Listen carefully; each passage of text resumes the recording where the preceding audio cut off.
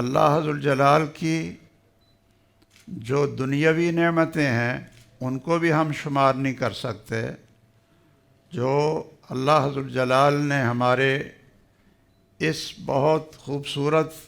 جسم کے ذریعے ہمیں نعمتیں عطا فرمائی ہیں، ہم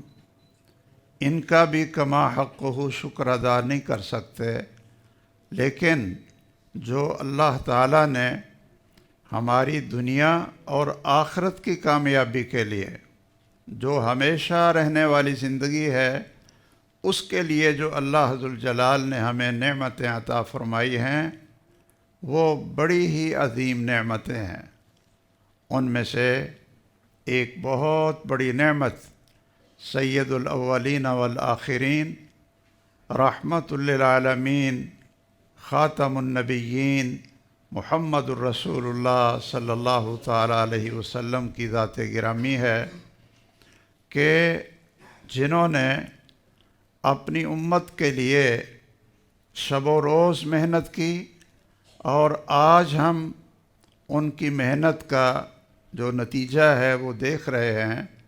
کہ پوری دنیا میں کلمہ توحید پھیلا، اور قرآن اور سنت کی تعلیم قال اللہ اور قال الرسول کی شکل میں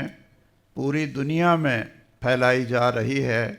یہ محمد الرسول اللہ صلی اللہ تعالیٰ علیہ وسلم کا